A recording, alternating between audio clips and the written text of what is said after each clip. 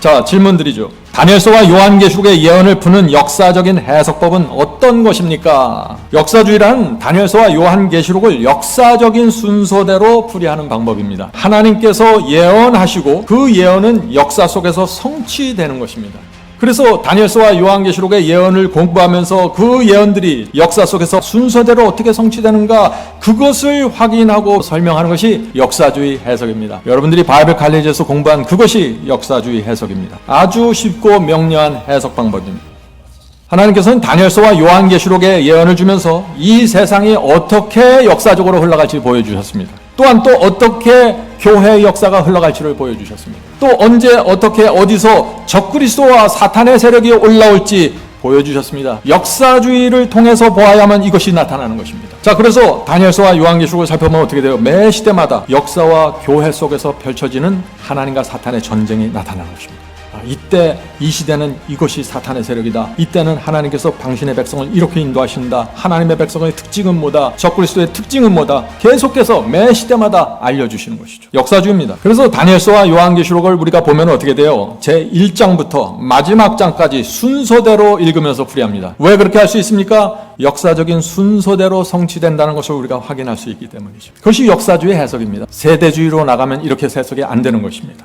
자, 안타깝게도 그런데 오늘날 기독교에는 16세기 역사주의 해석을 수립한 종교 개혁자들이 세운 이 역사주의가 다 무너지고 사라지고 빛을 잃어가고 있습니다. 아주 적은 사람들의 설교자들만이 지금 이것을 붙잡고 가고 있는 것이죠. 사실 이 역사주의를 확립한 분들은 다 천주교인 사제들입니다. 천주교에서 이 빛을 붙잡고 나온 사제들이 개혁자가 된 것이죠. 그들이 다니엘서와 요한계시록을 연구하다가 그 예언이 역사적인 순서대로 기록되었고 성취되었다는 사실을 발견한 것입니다. 그건 정말 하나님께서 종교개혁운동을 일으키기 위해서 그들에게 주신 특별한 빛이었습니다. 중세기 어둠을 끊고 암흑시기를 끝내기 위해서 하나님께서 마틴 루터와 종교개혁자들을 불러 일으키셔서 예언의 빛을 주신 것입니다. 그 빛이 뭐예요? 역사주의 해석입니다. 믿음으로 말미암는 의의 기별로 종교개혁운동이 일어난 것도 사실이지만 그것보다 더 강력한 폭발력을 가졌던 것은 예언 해석법이었습니다. 다니엘서에서 여러 제국들이 일어나는 역사적 순서를 발견했습니다. 그리고 그 가운데서 적그리스도가 나타난 것을 알게 된 것입니다.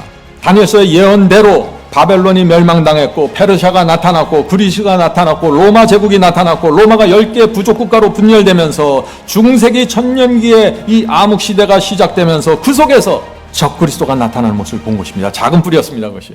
그래서 다니엘 7장에 나타난 이 적그리스도의 9가지 특징을 정확하게 확인할 수 있었던 것입니다. 그것은 제가 발견한 것이 아니라 그들이 해놓은 것이. 그래서 다니엘 7장에서 말하는 적그리스도 그 9가지 특징을 모두 만족시키는 세력이 이 세계에 어디에 있는가 그것을 하나하나 확인하다 보니까 그게 누구였어요? 자기들이 다니던 천주교의 교황공과 바티칸이었다는 것입니다.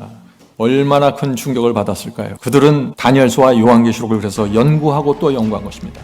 자기들이 평생, 자기의 조상들이 평생 다니던 교회를 향해서 천주교와 바티칸을 향해서 저항하는 목소리를 내야 돼요. 쉽게 나오겠습니까? 그것이? 고민하고 기도했습니다. 말씀과 성령의 확신을 통해서 진리를 발견했고 결국 마틴 루터는 그 일을 시작한 것입니다. 다니엘서 7장의 작은 뿔과 요한계시록 13장의 짐승은 바로 역사적으로 볼 때 교황과 바티칸이라는 사실을 선포하기 시작한 것입니다. 유럽 전체가 뒤집히기 시작한 것입니다. 수많은 개혁자들이 동참하게 되었습니다. 그것이 종교개혁운동의 시작입니다. 그 당시 마틴 루터가 남긴 글을 보면은 놀랍습니다. 바울이 데살로니가 후서 2장 3절과 4절에 하나님이나 숭배함을 받은 자위에 뛰어나 자존하여 하나님의 성전에 앉아 자기를 보여 하나님이라 하느니라 고 기록하였던 그 존재가 여기에 있다. 그 존재가 이 천주교와 교황에 있다는 것입니다. 루터는 바울이 데살로니가 후서에서 말한 이 적그리스도를 중세기 역사 속에 나오는 교황과 연결시킨 것입니다. 적그리스도인 불법의 사람 곧 멸망의 아들이 있는데 그는 하나님의 법 10계명을 변경했으며 루터는 다 발견했습니다. 중세기의 때와 법이 변경된다는 그 예언이 성취됐다는 사실을 알게 됐습니다. 하나님의 계명 위에 자신이 만든 계명을 높였다. 교황권이 그렇게 했다는 것이죠. 10계명의 둘째 계명과 넷째 계명을 무너뜨린 사실을 예언 속에서 확인하고 역사 속에서 확인한 것입니다. 우리는 여기서 교황이 진짜 적그리스도의 권좌에 앉아 있다는 사실을 확신하는 바이다. 성도 여러분, 마틴 루터가 어떻게 이런 결론에 도달하게 되었습니까? 역사주의로 다니엘서와 요한계시록을 해석했기 때문입니다. 우리 속에 종교개혁의 정신이 있어야 됩니다. 말씀에 집중하는 정신이 있어야 됩니다. 성령께서 말씀하시면 즉시 굴복하는 정신이 있어야 됩니다. 오늘날 세대주의를 따라가는 교회들의 문제가 무엇입니까? 개신교의 정체성을 부인하는 것입니다. 종교개혁자들이 밝혀놓은 이 예언의 등불 때문에 수많은 개신교회가 생겼는데 그 자체를 부인하고 있는 것입니다. 개신교 신앙을 일으킨 원동력이 뭐예요? 믿음으로 말미암은 의의 기별이요? 그렇습니다. 그것도 한 축입니다. 그러나 그것보다 더 강력한 충격을 주었던 축이 있는데 그것이 예언의 역사주의 해석입니다. 하나님께서 이 해석을 사제들에게 주셔서 종교개혁을 운동 일으키셨고 개신교회를 일으키셨고 결국 마지막 여자의 남은 자손에게 그 빛을 전달하신 것입니다. 그래서 저와 여러분이 지금 이 시대의 적그리스도가 누구로, 바벨론이 무엇이고 하나님의 여자의 남은 자손이 어떻게 생기고 사탄이 마지막 시대에 어떻게 끌어가는지 전체를 계시의 눈으로 보여주셨습니다. 그런데 참 무서운 것은 세월이 흐르고 19세기가 되면서 놀라운 일이 생겼습니다. 어떤 일이 생겼을까요? 역사주의 해석을 완전히 뒤집는 전혀 다른 해석이 나타난 것입니다. 그것이 세대주의입니다. 자, 그렇다면 우리가 질문할 수 있습니다. 세대주의의 치명적인 문제는 무엇입니까? 하는 질문을 우리가 할 수 있죠. 제가 5가지로 좀 압축해 보았습니다. 첫째, 세대주의는 몇 개의 성경절로 말세의 시나리오를 만듭니다. 세대주의는 다니엘서와 요한계시록에서 자신들이 원하는 성경절 몇 개를 뽑아서 그들이 원하는 시나리오를 만들었습니다. 그러니까 문제가 많겠죠? 두 번째, 세대주의는 다니엘서와 요한계시록 전체를 해석하지 않습니다. 역사주의 특징 전체를 해석합니다. 다니엘서 1장 1절부터 요한계시록 22장 마지막 절까지 한 절도 빠지지 않고 해석합니다. 왜요? 모든 예언은 역사적인 순서로 성취되고 있기 때문에 여기서 엄청난 차이가 있는 것이죠. 그래서 세대주의로 들어가면은요, 다니엘서와 요한계시록의 대부분의 장들과 말씀들이 해석되지 않은 채 남겨지게 됩니다. 단지 그들이 원하는 몇 개의 성경줄에 집중해서 그것이 다인 것처럼 시나리오를 만드는 것이죠. 자, 생각해 보세요, 여러분들. 마태복음, 누가복음을 여러분이 세대주의 방식으로 띄엄띄엄 여기서 성경절 뽑아서 해석한다면 누가 그런 강의를 듣겠어요? 아무도 안 들어요. 근데 이상하게 다니엘서와 요한계시록은 그렇게 해석하는데 엄청난 사람들이 몰려간다는 거예요. 말이 안 되는 것입니다. 자, 세 번째 특징, 세대주의의 세 번째 문제점. 세대주의는 모든 초점이 중동 지방의 이스라엘과 유대인들에게 맞춰져 있습니다. 이것도 참 특이한 것입니다.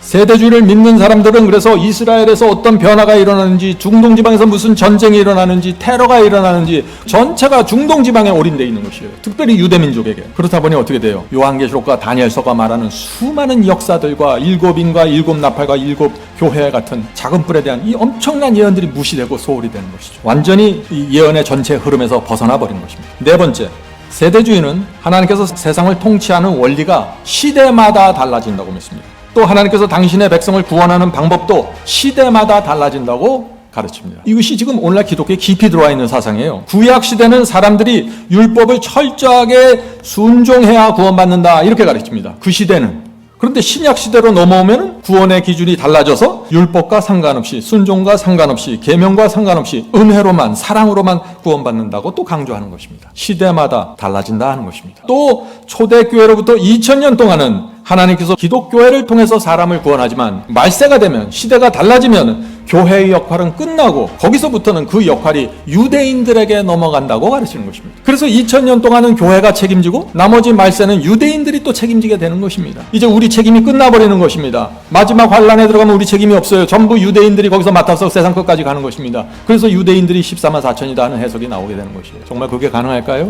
다섯 번째입니다. 세대주의 종말론에서 가장 강조되는 것은 그럼 무엇일까요?